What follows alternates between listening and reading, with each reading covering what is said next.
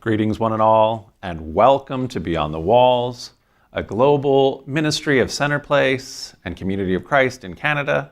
And welcome also to everyone gathered within the walls of this sanctuary, this special Communion Sunday.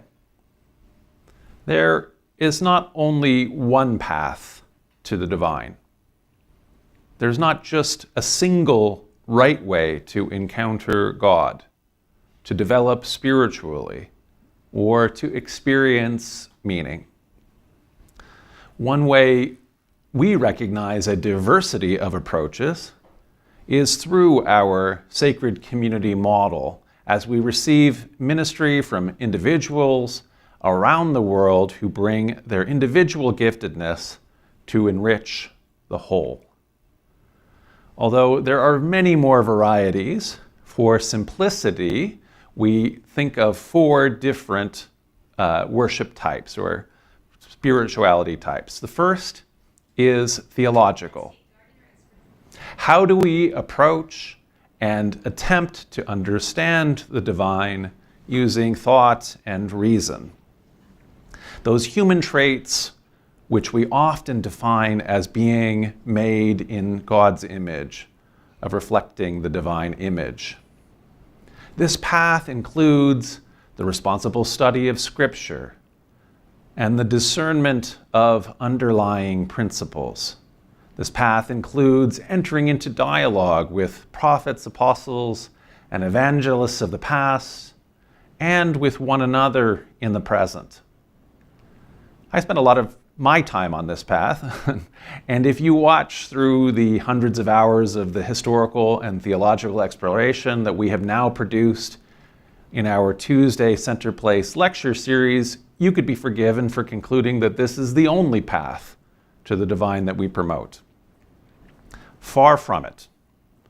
When I get too caught up in complex thought, I'm often reminded that Thomas Aquinas, one of the greatest theologians in history, at the very end of his career, ceased working on his great Summa Theologiae, the summary of theology, and instead turned to the mystical path, the meditative path.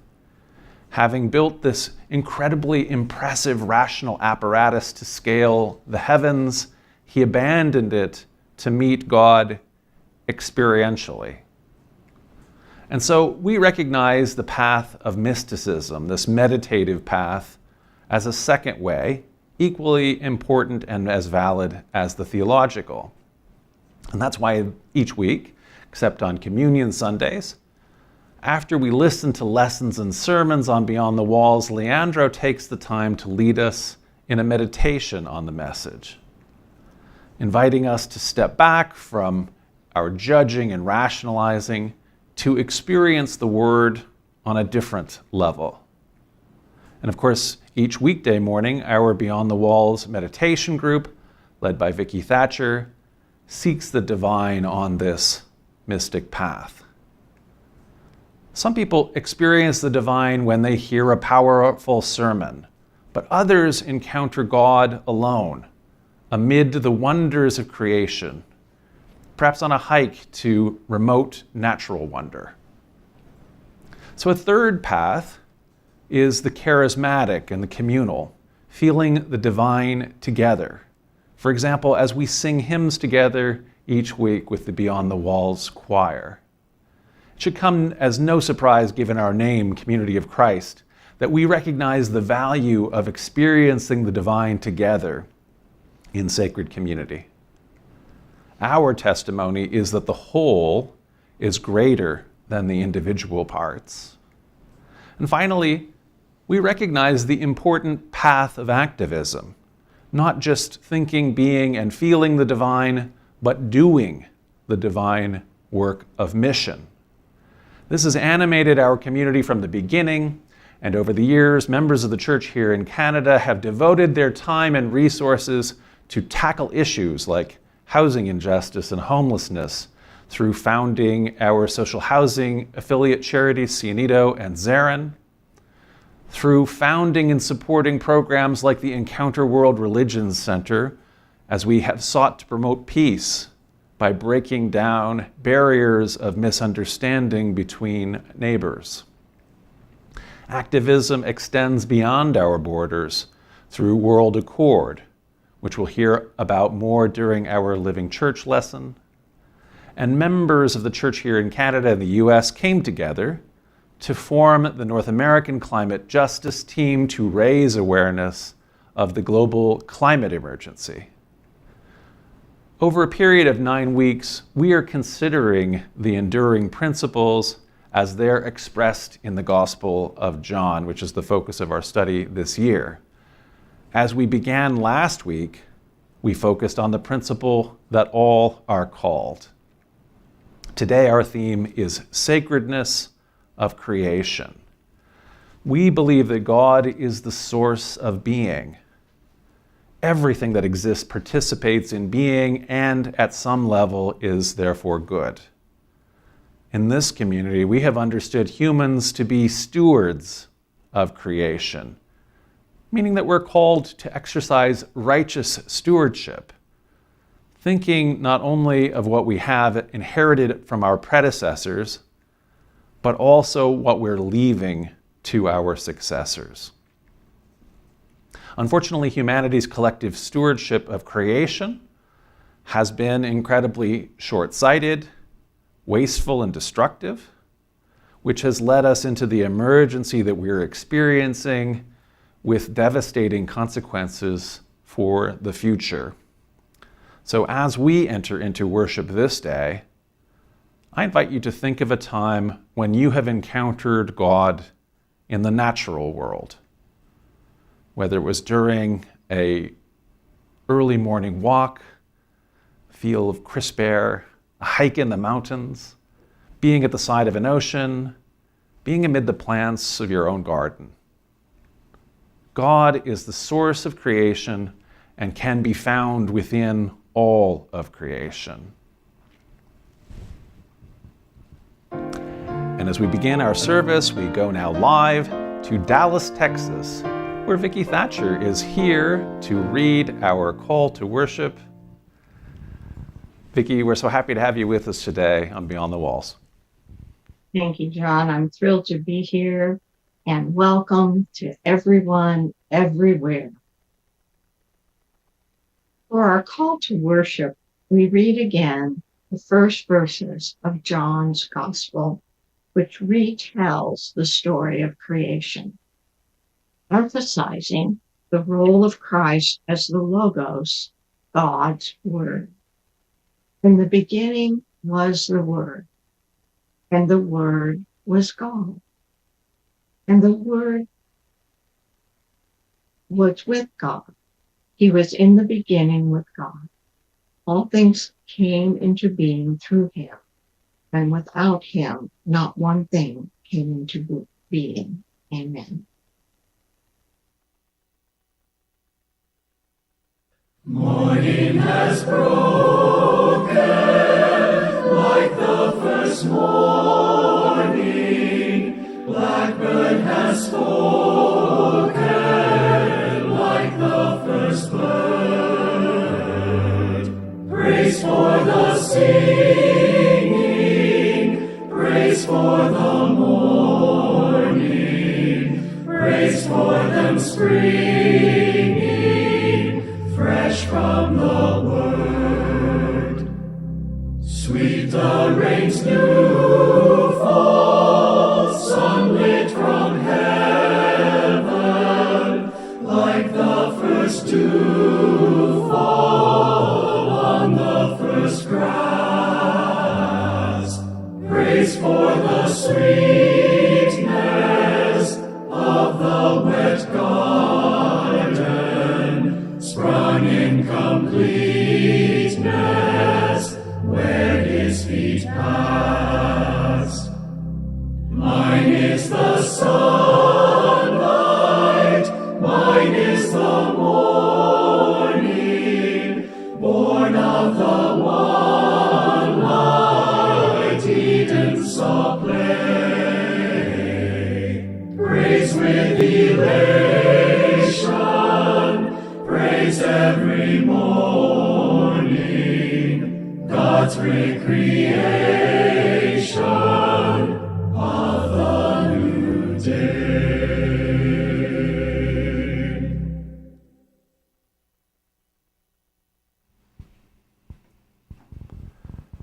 And from Texas, we head now out across the Atlantic to the United Kingdom, to Nottingham, where Viv Betts is here to offer our invocation. Viv, we are always delighted to have you with us on Beyond the Walls. Thank you, John. It's a delight to be here. Thank you for asking me. Dear God, we come before you with hearts full of praise. You are the creator of everything that is good, and we thank you for bringing us together today. Bless our time, guide our thoughts, and help us work in unity. Let us follow Christ's example in caring for the natural world. We thank you for this earth, our home. Grant us the wisdom to care for the earth and all that is in it.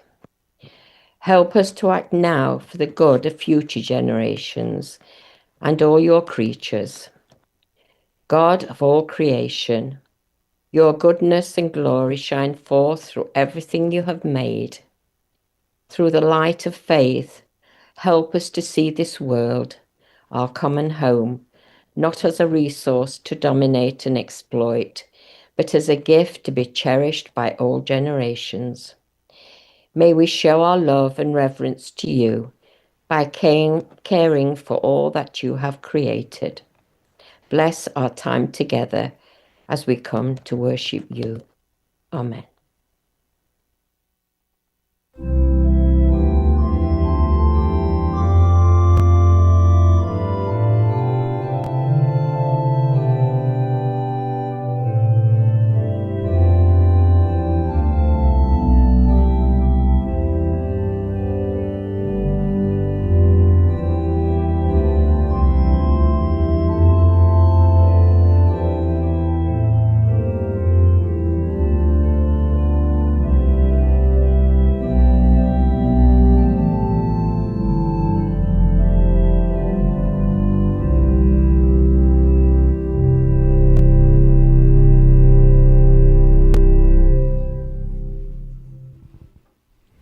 One of the ways Community of Christ members and friends have furthered mission in the world is through establishing programs, charities, and nonprofit organizations to focus on specific needs. 45 years ago, members in Canada came into contact with people in need in Central America and elsewhere in the developing world, and their response was to found World Accord, a nonprofit organization dedicated to empowering people in their own communities. We go now to Ottawa, Ontario, where Kristen Parmera, the Executive Director of World Accord, will give us an update on current projects and activities. Kristen, welcome to Beyond the Walls. We're so happy to have you with us today. Thank you, John. We're so grateful to be welcomed back into your community and to share the ongoing journey of World Accord. Your generosity and encouragement fuel our mission of cultivating communities that thrive. This is our 45th anniversary, and for these last 45 years, World Accord has championed a simple yet powerful approach, investing in locally driven solutions that empower communities to break free from poverty. If you are in the Toronto-Kitchener area and would like to celebrate in person with us, we are hosting a 45th anniversary donor appreciation night at the Community of Christ in Kitchener on September 17th, 2025 at 6 p.m. Please scan the QR code on the slide if you are interested in joining. Although there is much to celebrate this year has been one of the most difficult in World Accord's 45-year history. With the end of government funding, reduced donor capacity, and rising costs, we are facing a $120,000 shortfall. These challenges are real, but so is our commitment to continue empowering women, families, and communities around the world. In responding to this shortfall, and to mark our milestone anniversary, we have launched the 45 through 4 to 5 campaign. Instead of asking the same generous folks for more, we are asking you to draw the circle wide for World Accord in a new way. We're asking you to reach out to 4 to 5 new people or organizations, friends, family, coworkers, local businesses, to invite them to support our crucial work. We invite you to ask yourself, who do I know that believes in community-led change? Who has supported similar causes? What businesses do I know or groups are aligned with women's empowerment and environmental sustainability? Am I, or is anyone I know, part of a service club? As we move onward together, our goal is to work together to raise $90,000 in 45 days. 45,000 from both Canada West and Canada East. We have already raised 42,000, so we are almost at our first milestone. Can you help us reach our final goal today? In other exciting news, Accord Adventures has officially launched, and you can apply today to come on this exciting journey. Next August, we'll be traveling to Honduras to visit our partner, Asocialayo, for a 10-day learning trip. This is a chance to see the impact of our development work firsthand, connect deeply with local communities, and return home as an advocate for global change. Participants will help raise funds to support vital projects, engage in pre-departure training, and experience meaningful on-site learning. Whether you're a young adult or someone simply eager to walk alongside our partners, this is an unforgettable opportunity to witness hope, resilience, and transformation in action. We have 2 spots reserved for youth between the ages of 18 to 30. If fundraising for your trip is a barrier, we are happy to offer fundraising toolkits and may have small bursaries available. Apply now by scanning the QR code on the screen. Thanks so much, John, for having us on again today. As always, it's been a pleasure.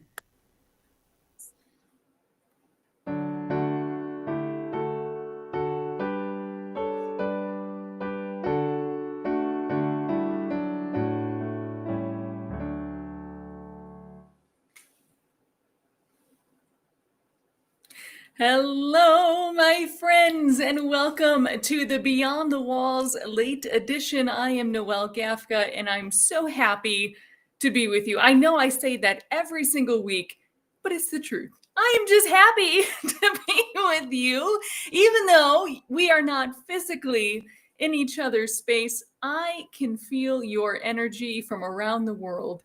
So thank you for being here. You could be anywhere else right now. You could be sleeping in if you are in some parts of the globe. You could be outside enjoying the rest of the nice weather that we have for this year.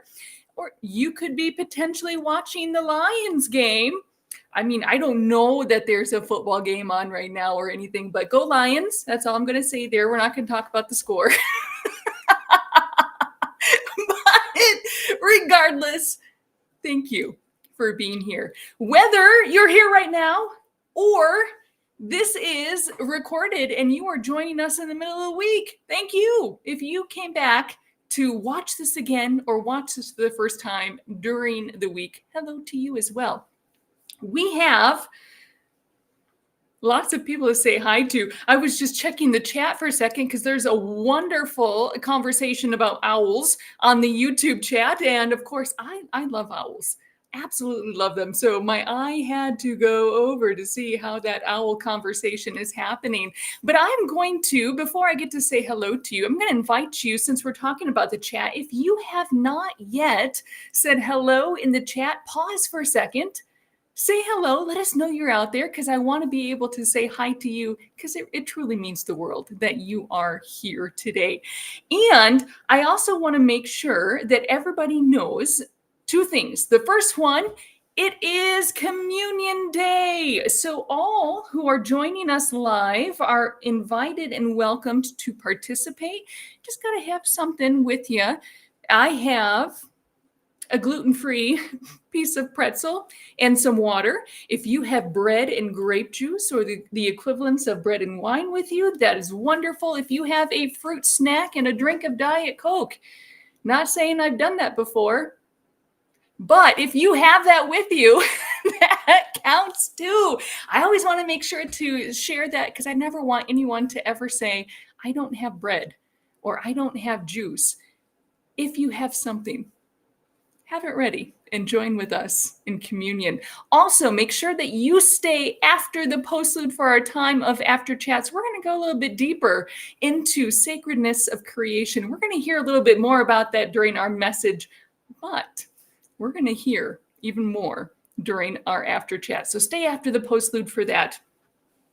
I am going to say a happy hello to Donna and Mark Baldwin, who were the first friends, along with Wednesday and I in the chats, kept us company. Hello to you and hello to Wednesday. We have a whole Campbell herd today. I love this. We have Nicole, we have Jack, we have Stella Campbell. Hello to you. I'm going to give you a two-hand wave because I'm happy you're here. So hello to you. Thanks for being here today. We've got our friend Carter Hall. Hello to you, my dear friend. And I heard a couple other people went and saw Hamilton as well this weekend. So I'd love to hear a little bit more about your experience watching that in the theater. We have Anderson. Good morning to you on the other side of the globe. Have an amazing Monday, my friend. We have Kathy with us from Fort Collins, Colorado. Hello to you, my friend. Good to be with you. We have Kinetic. Hello to you. We've got Neil. Neil is here. Hello to you. We have, Nicola. I think I saw that you just signed off in the chat, but if you happen to linger, hello to you. Good to be with you. We have Fastball Flakes in the house. We have Deb with us. Hello to Deb Luce. We have, did I say hi to Leandro and Mike already? I can't remember. You might get a 2 hi today, or twice the hi rather. Hello. If I have not yet, we've got Bill Mines with us from Pennsylvania. Hello to you, my friends. And of course, our friends who are with us on the other platforms, Twitch and X, hello to you. It's so good to be with you. Pause. Give us a like if you haven't yet. Thank you for already doing so. And we are going to go back and worship. I look forward to spending more time with you in just a little bit. Have your communion emblems at the ready. We're going to go back to Texas and see Vicki again, and I'll be with you very soon. Our focus scripture is one of the most quoted passages of the Bible, which speaks of God's great love for the world and expresses the principle of sacredness of creation. In the Gospel of John, chapter 3, verses 16 and 17, we read that for God so loved the world that he gave his only Son, so that everyone who believes in him may not perish, but may have eternal life. Indeed, God did not send the Son into the world to condemn the world, but in order that the world may be saved through him.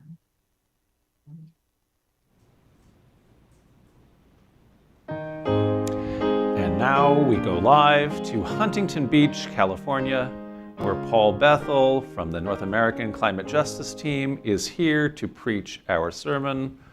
Paul, we're so happy to have you with us and to receive your ministry today on Beyond the Walls. Well, hi, John. I'm honored and thrilled to be invited to share with Beyond the Walls, especially with the theme that we have today. So today we consider the enduring principle, sacredness of creation.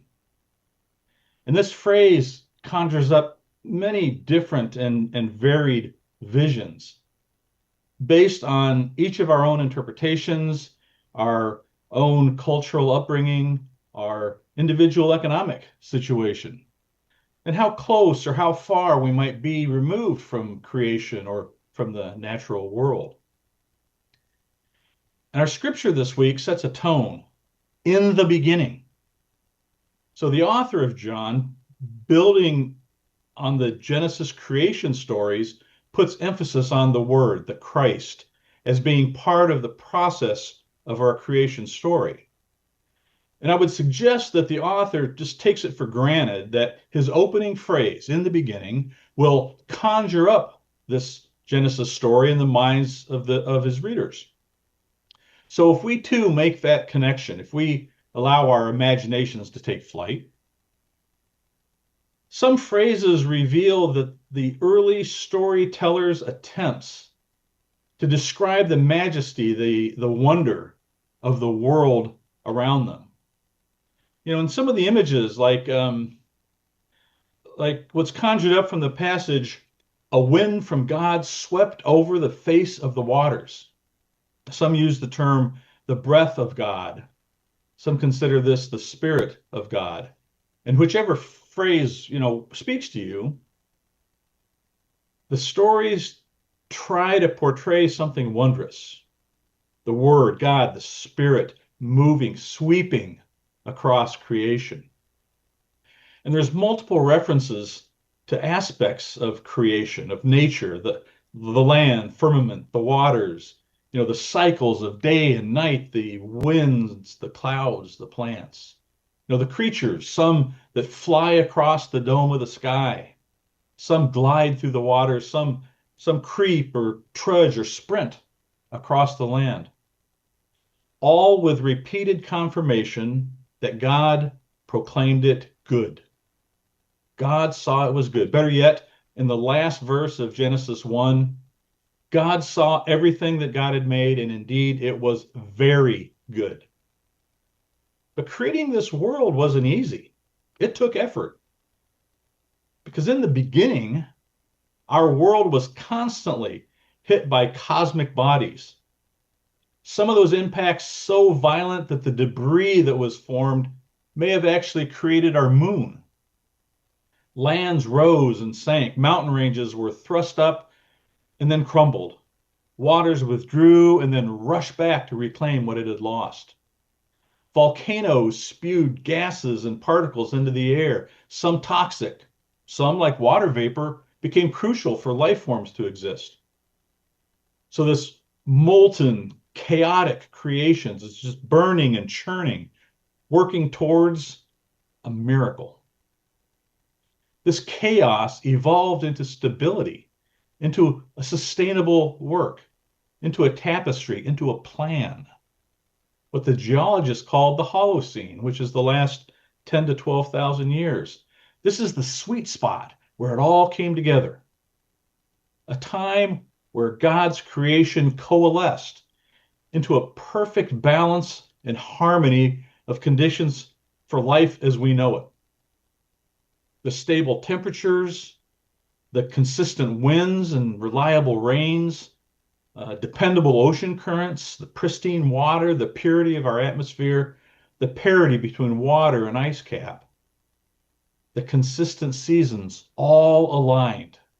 Perfect conditions for animals, plants, and yes, finally, for even humanity to thrive. God created for us a Garden of Eden and settled on which organisms and plants would thrive, which fishes will now dance in the waters, which birds would soar across the dome of the sky, and which animals will roam the lands. And yes, God breathed into dust to create human beings to tend to the garden. And this amazing tapestry, this symphony of life, what God considered very good.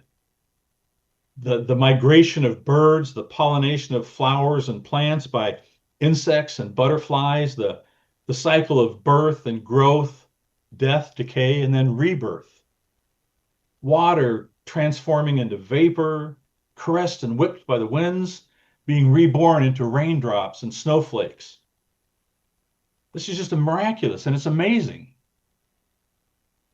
Through him, all things were made, and not just the parts of creation that we approve of, not just what we understand, but everything. The seen and the unseen, the beautiful, the annoying, the unknown. Without him, not one thing came into being. And there's multiple scriptures that remind us, as in Psalm 24, the earth is the Lord's and all that is in it. Creation is of God, the Son, the Spirit, and they retain ownership. Does that make creation sacred? Does that mean any act that damages our earth is an offense against the property of God? For God so loved the world. It doesn't say, for God so loved humans. And it certainly doesn't say, for God so loved the industrial North. It claims God loved the world and all that is in it. And I would suggest that quite often we forget or we neglect this idea. Now, we promote as an enduring principle sacredness of creation. The church website includes this additional description. It says, we join with God as stewards of care and hope for all creation. I wish I'd been paying closer attention because I don't know how long that phrase has been there. But in preparing to share with you today, seeing that caused me to question, what does that mean? Do we, in fact, join with God to care for creation? The authors of the Hebrew Bible participated in the worldview of the ancient Near East, and they assumed their readers had a shared perception, outlook of nature and the world around them. And I would suggest that to them, the world was probably flat. The land and the sea only went out to the four corners. The world was contained. The sun, the moon, the stars, they were fixed on a canopy or a covering, the firmament, which then rotated around us. And we were surrounded by water. There is water above the canopy, and it leaks, so it rains. And there's water below the land, and it pushed to the surface in the form of springs and wells. So their reality was surrounded on all sides, a closed system. And as amazing as God's creation was, I would suggest for ancient peoples, it was limited. There was only so much land, only so much water, only so much fruit on the trees, and only so much the fields could produce. The land around the village could only support so many people. And there was only so much wealth to go around, only so much authority or power to go around. In this worldview, accumulating wealth was kind of frowned on because it meant someone else had to be deprived. And people were aware that God instructed them not to abuse the land. In Exodus 23, we're told, 6 years you shall sow your land and gather in its yield, but the 7th year you shall let it rest and lie fallow. This is repeated in Leviticus 25. They say, but in the 7th year there shall be a Sabbath of complete rest for the land. In Genesis 6, we're instructed, and of every living thing of all flesh you shall bring 2 of every kind into the ark to keep them alive with you. Of the birds, of the animals, of every creeping thing on the ground, 2 of every kind shall come to you to keep them alive. So the people were aware God held them responsible for sustaining creatures. And they felt they could learn from nature. Job 12. But ask the animals and they will teach you. The birds of the air and they will tell you. Ask the plants of the earth and they will teach you. And the fish of the sea will declare to you. So there was also an understanding of the responsibility of shared resources. Ezekiel 34, it says, when you drink of clear water, must you foul the rest with your feet?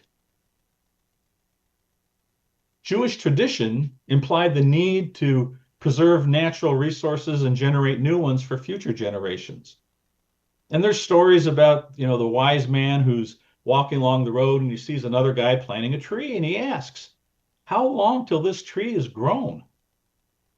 70 years, he replies. So the wise man says, do you think you're going to live long enough to enjoy this tree?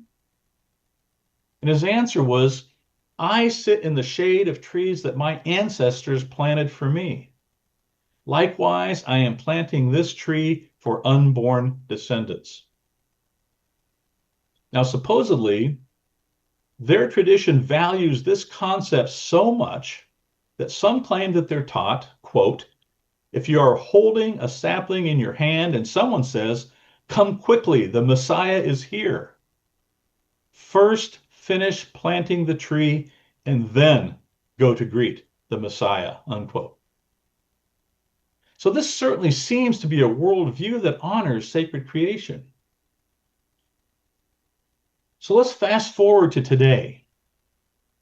And as we consider sacredness of creation and the claim we join with God as stewards of care and hope for all creation, what has our handiwork achieved?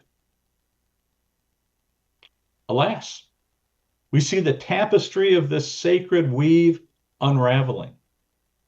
Our common home is overheating, the heat making more and more expanses of land uninhabitable. The oceans are warming.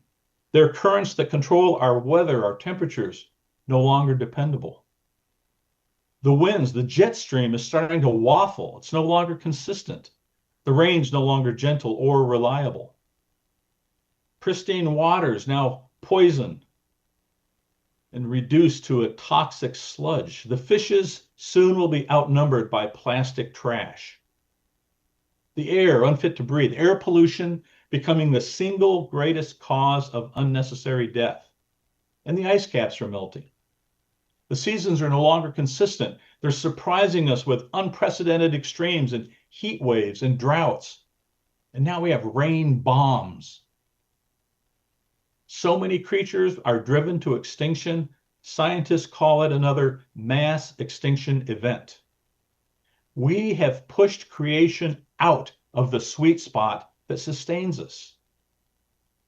We've paved over the Garden of Eden and put up a parking lot. And I suggest that we've turned our backs on that naive ancient viewpoint of a limited, closed environment. We no longer listen or even care what animals and birds and plants and fish need or even can teach us. Some say we outgrew it.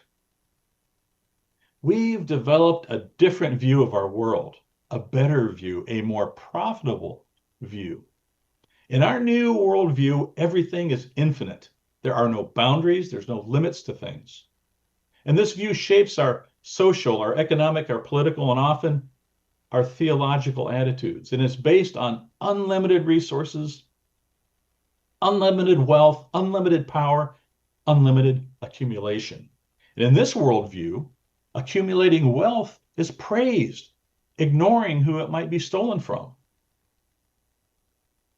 What has now become blatantly obvious, this shiny, new, better worldview of ours has ripened into the realization that the ancient Jews were probably right. There is only so much land. There is only so much water. Resources are limited, and the ability of nature to heal and repair is definitely limited. We've taken our Garden of Eden for granted. Some say the desecration of our Garden of Eden is a sin, a blasphemy against God. At the last World Church Conference, Community of Christ approved 3 different resolutions that directly impact and address our approach, our worldview of the sacred creation. Now, there's too many resolves in there, in these 3 resolutions to review and to examine them in the short time that we have. But what's important, I would suggest, is that this finally puts some teeth into our we join with God as stewards of care and hope for all creation statement. And I'll be honest, for most of my life, my joining with God as a steward, I haven't been much help. I've pretty much let God do it alone. In fact, I've had to admit that most of my life made God's job even harder. So I wasn't joining with God, but in fact, I was hindering God as a steward. With these 3 intentional climate resolutions under our belt, 4 if you include the climate emergency declaration from the prior World Conference, where do we go from here? For some, the question is, what else can I do? But for me, and maybe perhaps many of us, how do we start? How do we join God to care for creation? And I would suggest that we start by talking about it, educating and engaging others that faith plays a role in caring for creation. Ensure that the resolutions passed at World Conference don't fade into the background. Our faith dictates that we oppose actions and activities that exploit, degrade, and defile creation. And our faith dictates that we must support and promote sustainable solutions and technologies that restore and heal creation. So talk to your neighbors, talk to your coworkers, talk to your classmates, and yes, talk about it in church. Talk about how to care for creation from the pulpit. How do we join God to care for creation? Well, by acknowledging that creation care is a faith thing. And in a sense, you're preaching to the choir. There's multiple surveys and polls that claim that anywhere from 65, 75, 85% of people are either concerned or alarmed by the degradation they see in our world. But they also think only 30 or 40% of people share their concern. There's a huge gap in our perception. And this gap drags us into inaction, into feeling isolated, to feeling hopeless.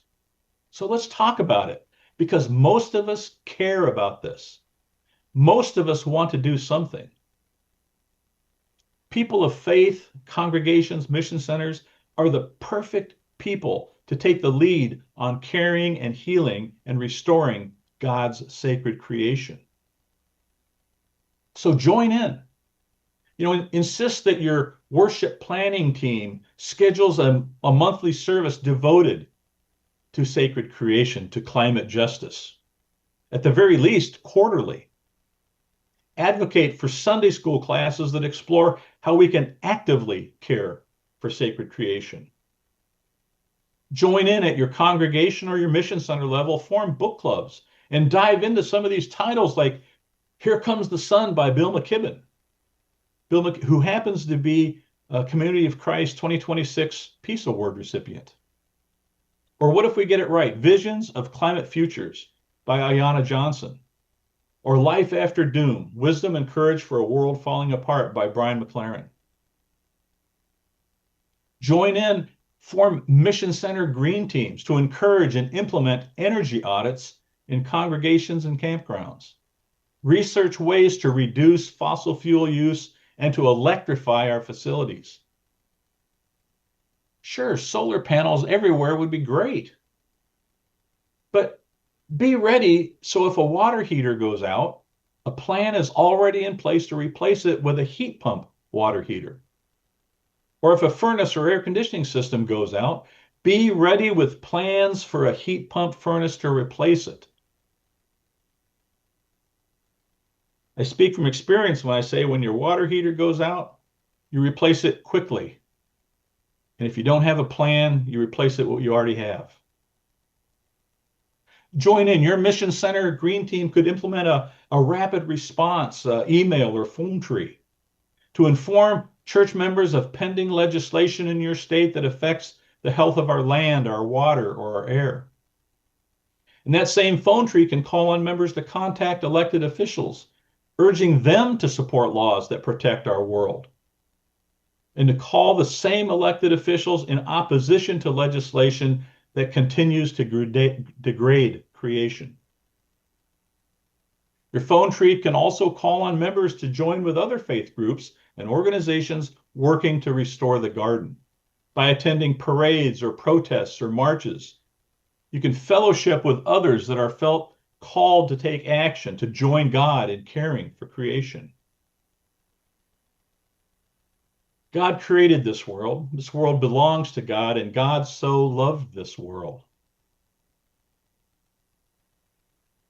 My great-grandson just turned 1. And if we stick with our shiny new worldview of perpetual growth, unlimited everything, by the time he's my age, Samish Island, Onset, Tiona campgrounds will be underwater. Not to mention Miami, New Orleans, New York will be underwater. He will not be able to visit Venice, Italy, or Ho Chi Minh City, or Alexandria, Egypt, or Amsterdam.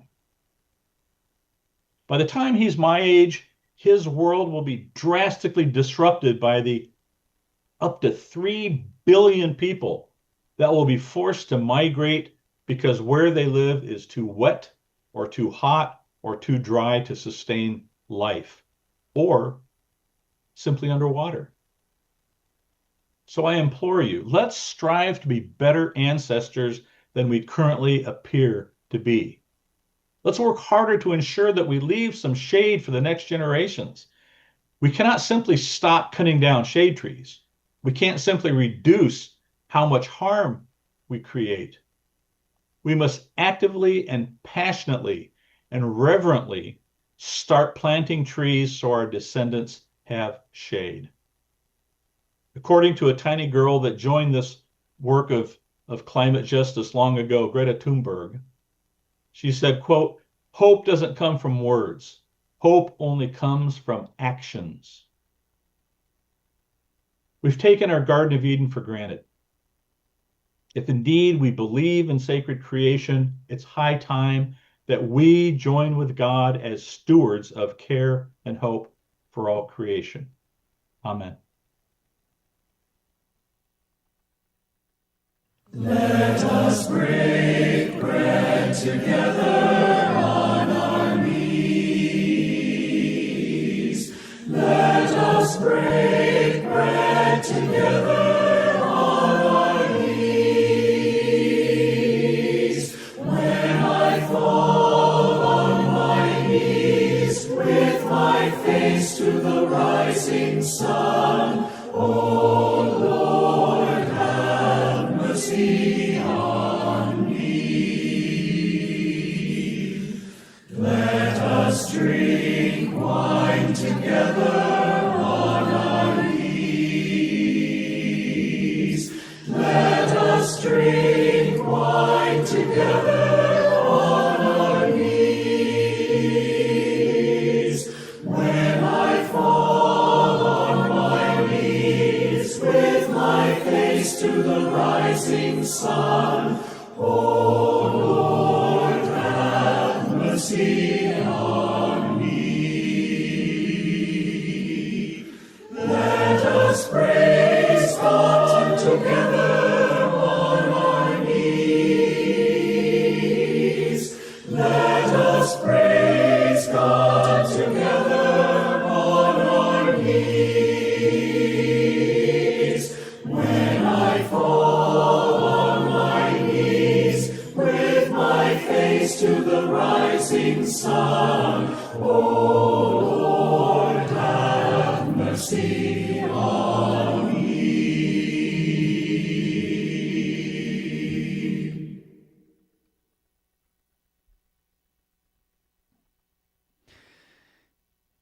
En Comunidad de Cristo, la Cena del Señor es un sacramento en el que recordamos la vida, la muerte y la presencia viva de Jesucristo.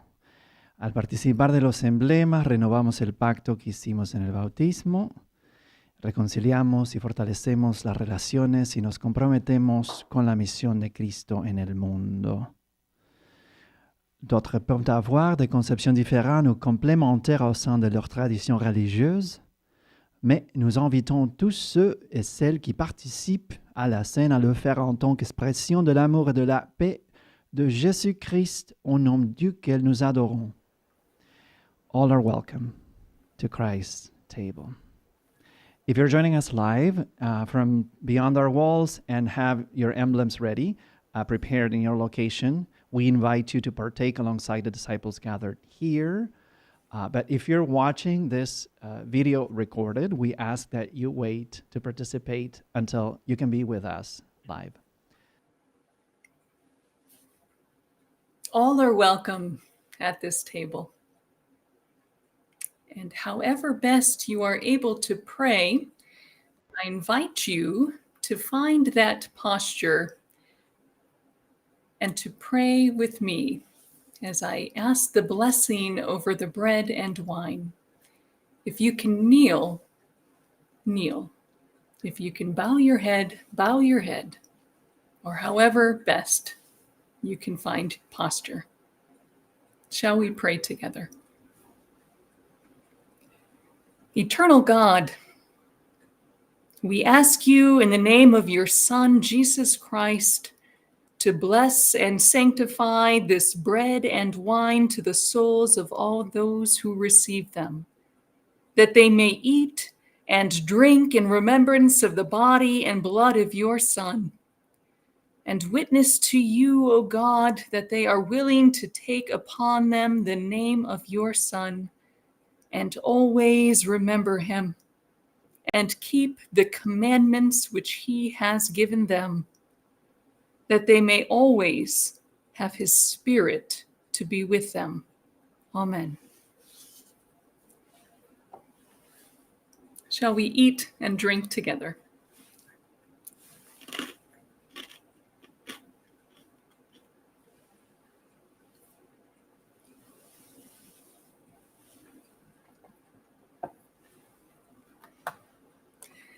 We are going to carry on for the rest of our service, but I do have to tell you, we have a very special guest with us for our time of after chats. So let's sing together, let's finish the service and come back ready to talk a little bit more about the sacredness of creation. Don't go anywhere. I'll see you very soon.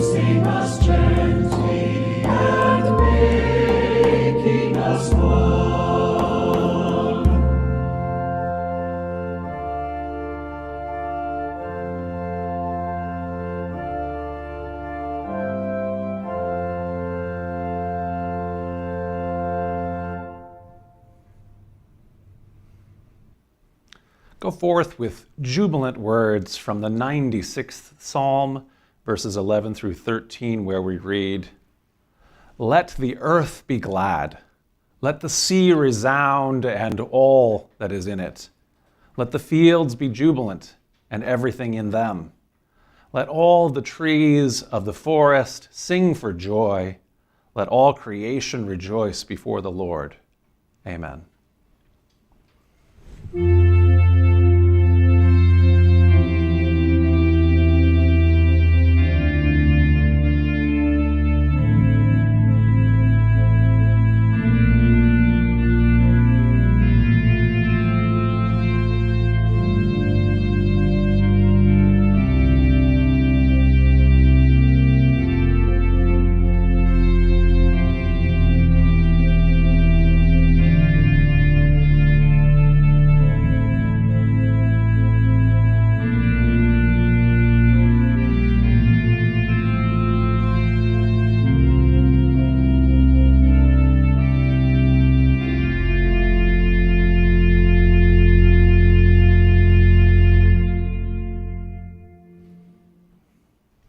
We invite you to stay with us through the postlude if you're here in the sanctuary.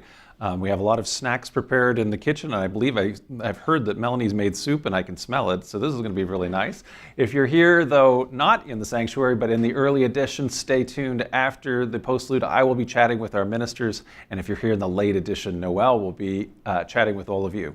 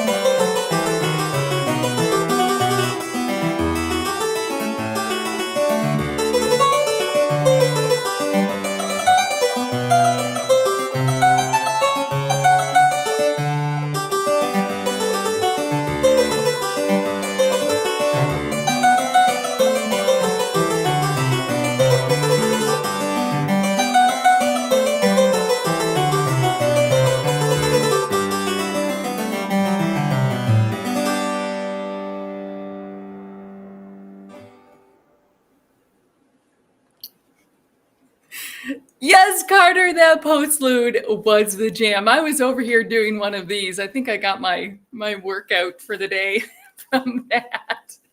Hello, my friends. I'm so happy that you are still here. This is absolutely exciting, and I'm so happy and so grateful that our speaker is here will be here as soon as I turn on their camera, but is here with us to take us a little bit deeper into sacredness of creation and to talk a little bit about the North American Climate Justice team, which he's a part of. Now, I'm going to ask you this. I'm getting comfortable here.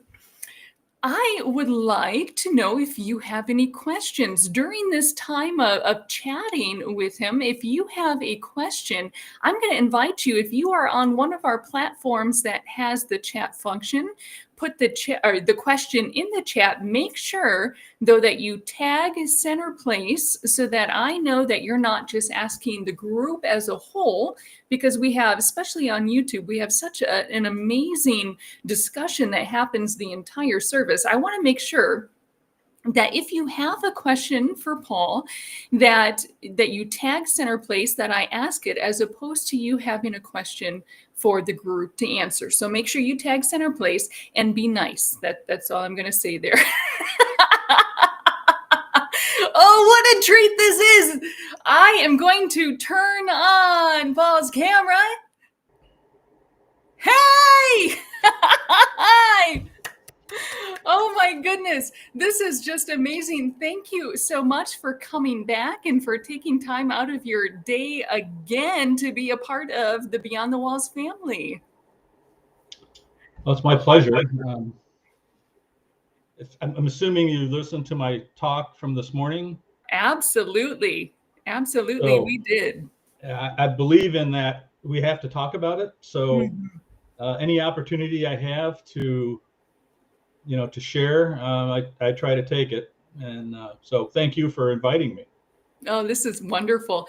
And then they get a chance to not have to listen to me this whole time. So it's, a win-win all around. No, I love this. I love this. And I know that, Sundays can be hard to find time to add something else to the agenda, especially, football is back in season. I don't know if you are a football fan or not, but I had to turn the Lions off to come. Well, and I'm from the Midwest, so Yeah. if the Chiefs make it into the playoffs, then I'm a football fan, and I'll watch that. I'm not as fanatical about it as I used to be.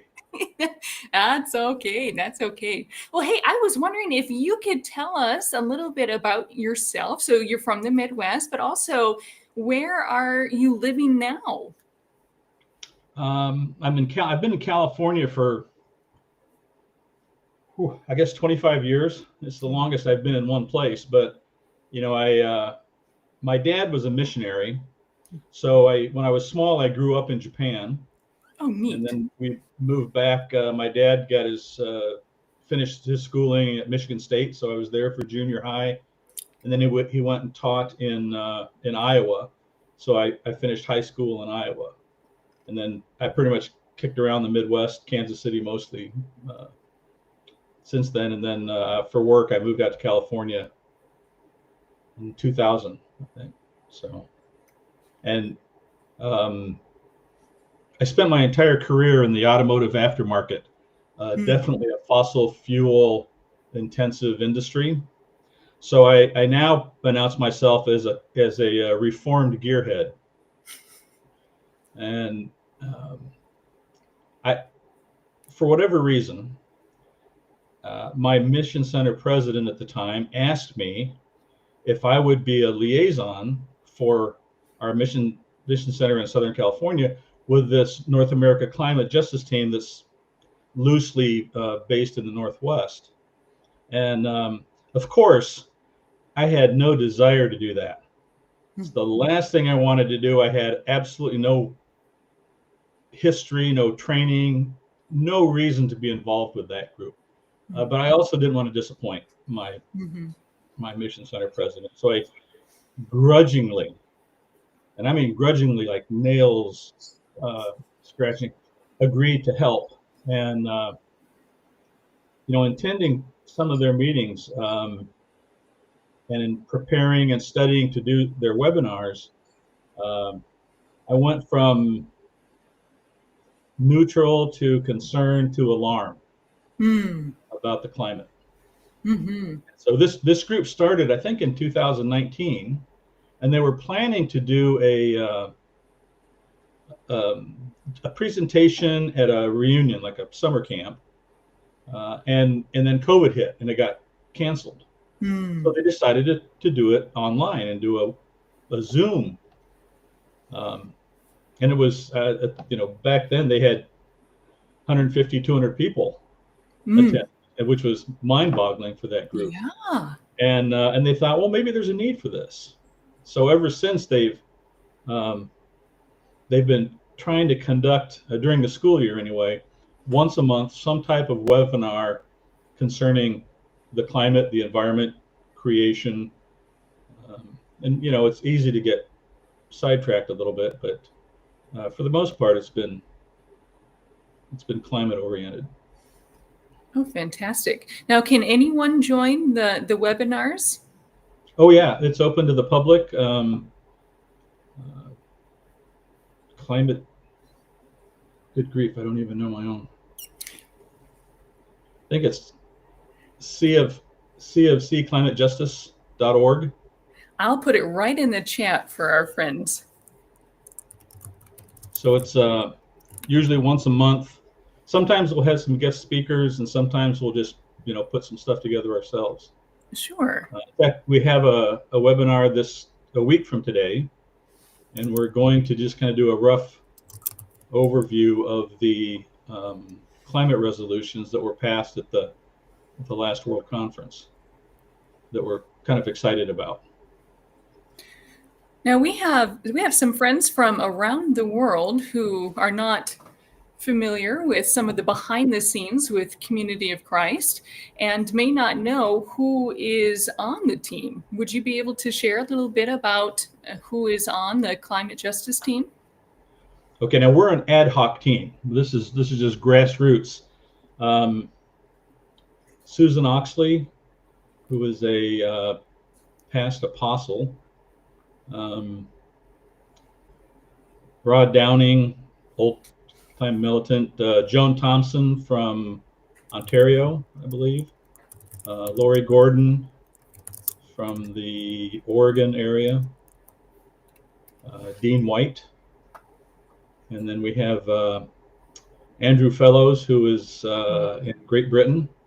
In fact, he's the one who announced or who presented the original climate emergency resolution at the conference 2 years prior.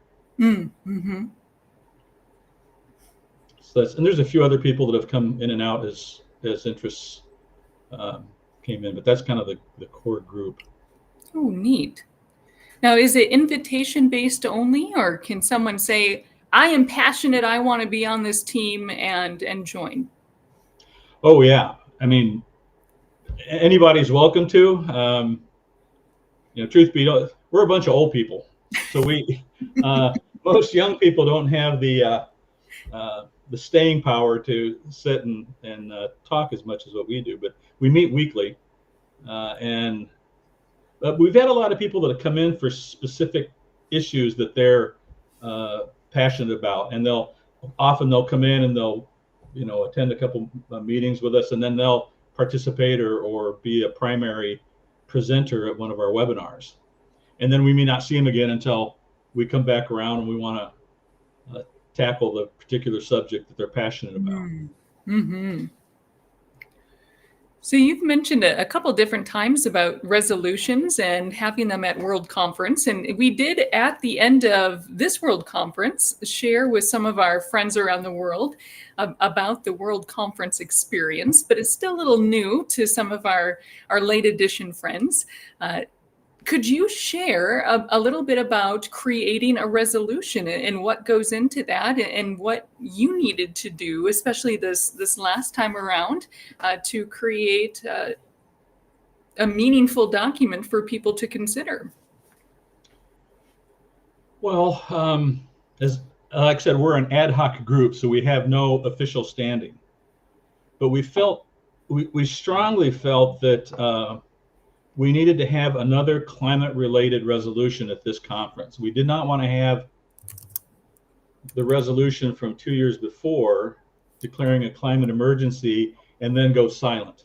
If we're going to be relevant, we have to keep that at the forefront. So we thought it was extremely important that we have something beyond just prayers and thoughts. Sure. So we wanted to say, as a faith organization, we want to specifically name fossil fuels as a cause of degradation of our environment. We wanted to, as an organization, intentionally call for developing and investing in renewable, sustainable energy products. And we wanted to intentionally call for divesting from fossil fuel investment. And that, that's such a broad topic. It's not simply refusing to fund. You have to put your money where your mouth is. And so we want to refuse to have our funds, our savings, our finances be invested in destroying the planet or continuing to destroy the planet. But we also need to go the next step and and take steps to ensure that our funds and our assets and our money is invested in technology that is going to foster renewable, enhance the technology that's out there. So, and we also, there's a social aspect. The Laudato Si people really focus on this and saying that we have to remove the social license, the social acceptance of fossil fuels. It's like smoking. You probably don't remember, but when I was young, you smoked everywhere. Mm-hmm. And there were little tiny patches of places where you couldn't smoke. Sure. Until it became socially repugnant to smell like an ashtray all the time. So that's a societal shift that has to be undertaken. And who better than a faith group to initiate that? Social change, because it is a faith thing. So I'm going off on tangents here. I'm following you though. Always good.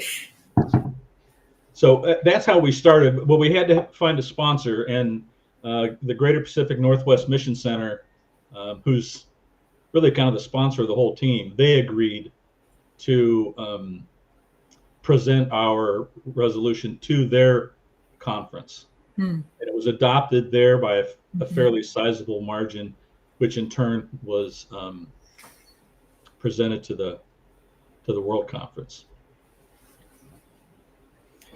So during your time at World Conference, I know we got to share space together with the Exploration series, where we were in a group of people who shared their thoughts and feelings and passions towards that the resolution that you were just talking about.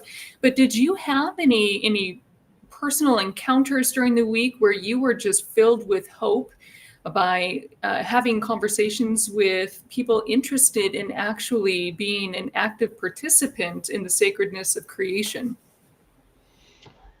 Well, I was enthused that all of the climate resolutions seem to be carried by a sizable majority, which it confirms my opinion that there are more people that are concerned than what we realize. It seems like the people that have the most reservations talk louder than people who tacitly agree or are concerned. And the different, Yale does a study about 6 different levels of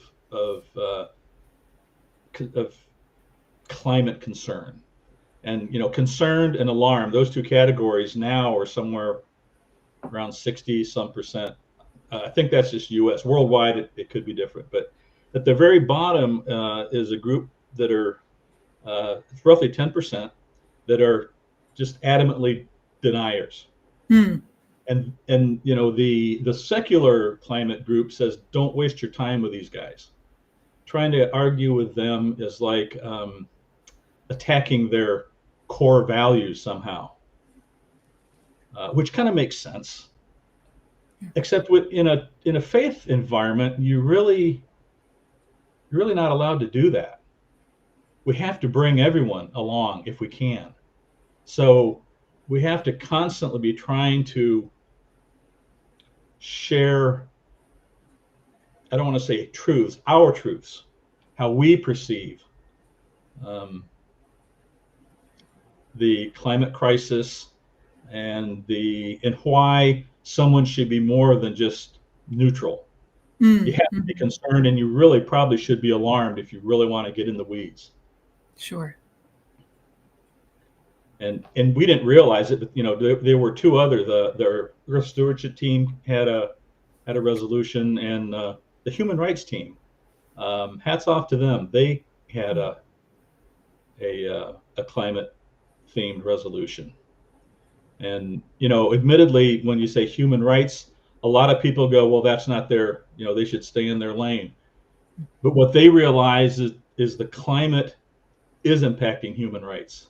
It's creating hardships for people, and it's exacerbating all kinds of human rights issues. So hats off to them. In the future, I hope every one of the standing church teams gets involved with climate, because it affects peace and justice. It affects health. It affects human rights. It's,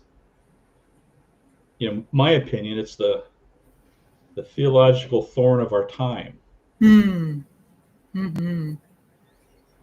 It's a powerful realization, especially to hear that and to hear you say how it is effective across many different visions and passions. It's powerful to reflect on that. It is a human rights concern. It is a peace and justice concern.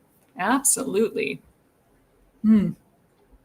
So you had mentioned a little bit about how your knowledge and vision of the sacredness of creation and the impact that we could have in the world grew and exploded and became on fire throughout your time of study and research and being with the team. And I wonder, for those who are out there listening right now who are saying, I don't even know where to begin. I don't know where to start, or where do I even look to figure out how to feel that fire within me. What tips do you have, or research do you have to share, or knowledge, insight? Join our webinars. Yay! Yes. And all of our past webinars are on our website, so you can check out some of the topics that we've been in. But there's groups everywhere. There's groups for young people. There's groups for old people. There's in fact, Bill McKibben, who just released a book called Here Comes the Sun.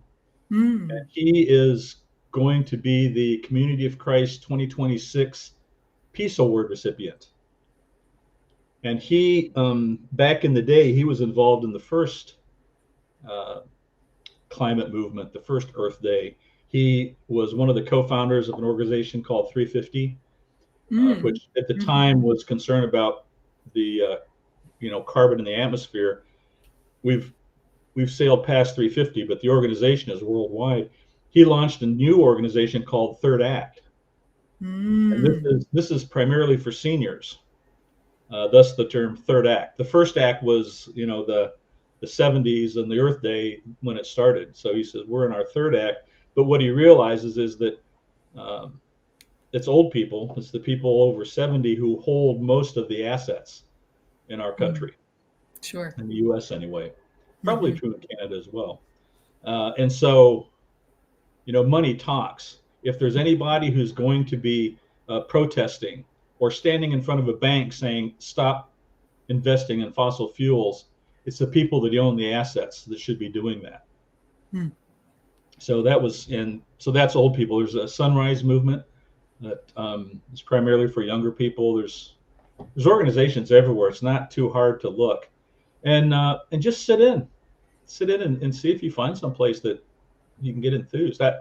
I wish we had a more dynamic group within Community of Christ. And I'm hoping we can kind of push that agenda.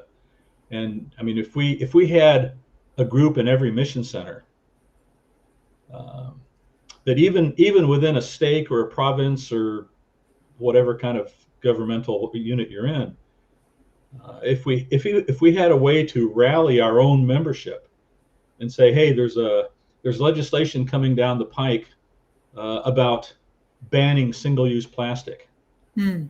Get everybody to call their representative.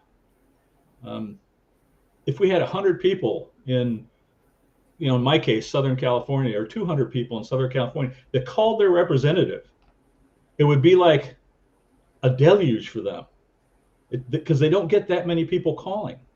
And you can tip the needle by doing that. You can make the politicians think, I better pay attention to this, because holy cow, look at how many people are calling about this, how many people are passionate. Same thing with banning plastic bags. I mean, there's all this legislation is coming down in every state, every province, all over the world. And if we're aware of what's going on, and we can raise our voices, we can make those phone calls or emails, we can move the needle. Yeah. We have enough people, and 50,000 people across the country, or I don't know how many members there are in each area, but it can make a difference if we care enough. So that's my soapbox. It is a wonderful soapbox. Absolutely.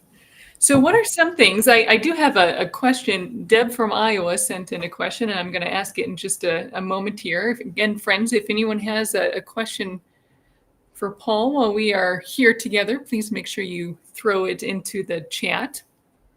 But I'm curious, what are some things, it might seem so simple for some, like a no-brainer type answer, but there are still, again, we are a global family, and we all come from different backgrounds, and it might not be a no-brainer, a response to a couple of us, but what are some things that we could do on a daily basis to help to preserve creation in our daily lives? What are just some things that we could do to make sure that we are helping to be stewards of the earth?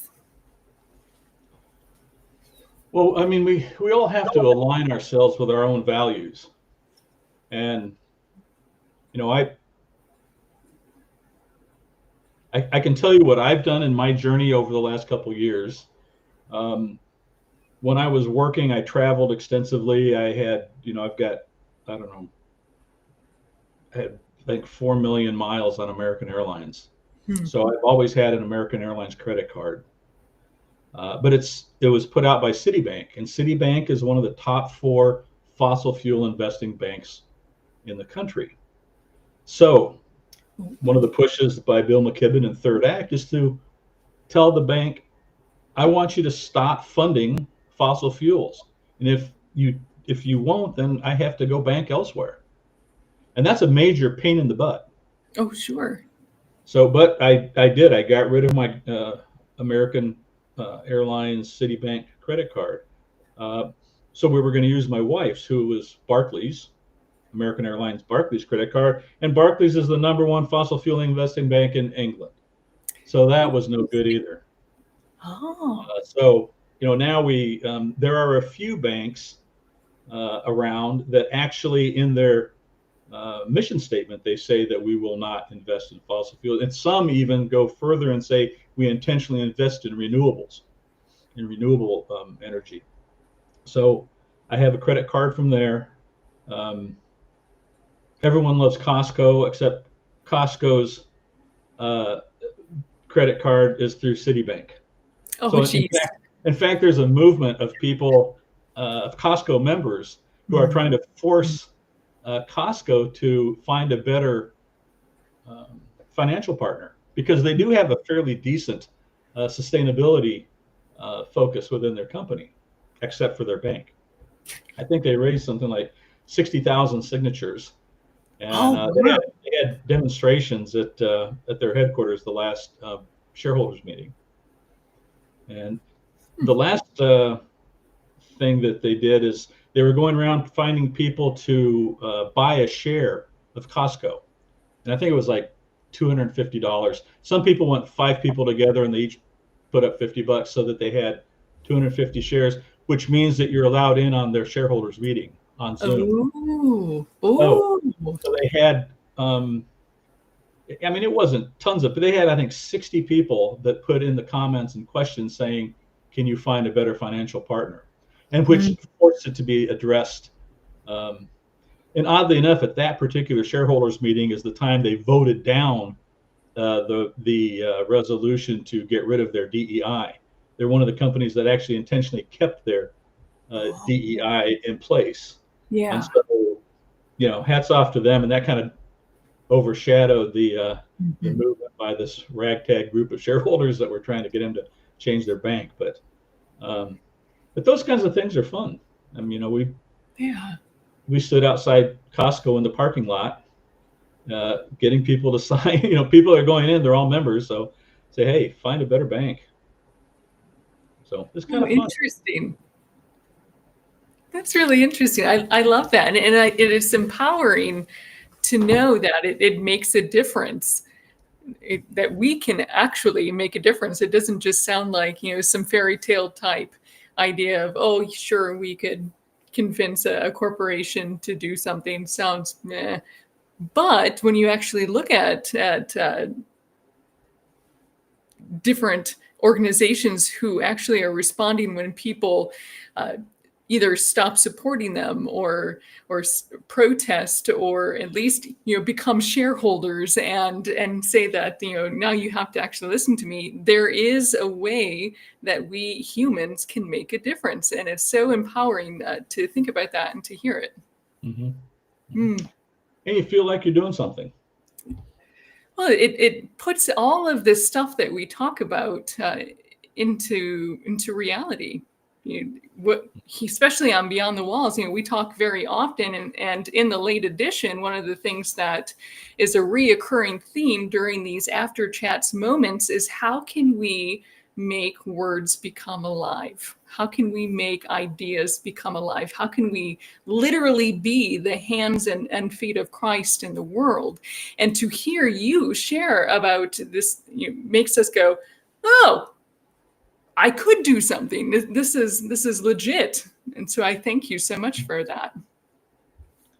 Yeah, every little bit helps. We should use LED bulbs. We should, actively try to avoid single-use plastic. But we're not going to save the planet one LED bulb at a time. Sure. It really takes concerted action at the legislative level.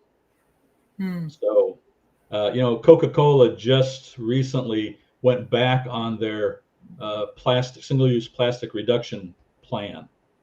And so I've heard some rumblings about starting a campaign to write to Coca-Cola saying, we don't want you to go backwards on this. It's important. They're like the number one single-use plastic creator in the world. Oh, interesting. I always buy aluminum, but I probably don't help the matter.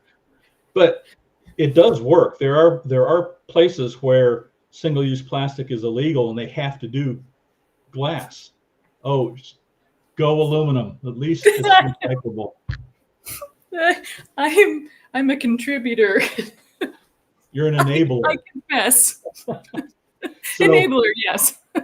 Here's the thing. Until a municipality or a locality or a state or somebody says no more single-use plastic, or else you at least have to pay to do something about it. Now that $2 can of Coke, if you add in the cost of the plastic and disposing of it, now it's a $10 bottle of Coke.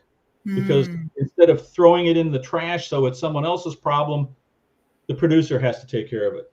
And there's countries in Europe that mandate reusable, and they're doing glass bottles. Mexico has glass soda bottles, so it's doable. Yeah. It just takes the will, and unfortunately, it's going to take people like us that get in an uproar and say, you know what, we need a ban on single-use plastic. Yeah. So they'll do it if they have to. We have to force them to have to. And that's where, as an organization, you can help. We can join in with some of these other faith groups that are doing this work already. Well, I hope that, and late edition friends, I want you to hold me accountable to this too. I hope the next time that we are sharing space together, whether it's here online or in person, that I will have an aluminum can and not a plastic bottle of Diet Coke. So friends, late edition friends, if you see me take a drink of a plastic bottle, I want you to yell at me, because I need to practice what I preach as well there. So Deb Luce from Iowa shares a question, and And Deb says, I live in an agricultural area with poisoned groundwater. I use bottled water. What is an alternative? And then she includes that Iowa has one of the highest cancer rates in all of the USA. So for anyone out there who just has horrible groundwater, who has to use other water sources, what alternative could be out there? You know, I went to high school in Iowa, so I understand the groundwater. And you know, the town that I was in high school, kids that had lived there their whole life. You know, I got there in high school, but there are kids that my friends who grew up there, and you can tell because, you know, the senior class picture and then their first grade picture, and it's the same people. But you know, a lot of these friends, their parents all died from cancer, and it's an agricultural area, and the chemicals that we're putting on the land is literally poisoning everything. I don't know what the solutions are specifically in Iowa and I'm sure there's a movement in Iowa to do something about the factory farms. And, you know, and I'm not an expert, but there's other types of agriculture that is more sustainable, that doesn't require artificial nutrients. Because most of our the soil is dead. If we don't spray stuff on the soil, nothing's going to grow because there's nothing left in it.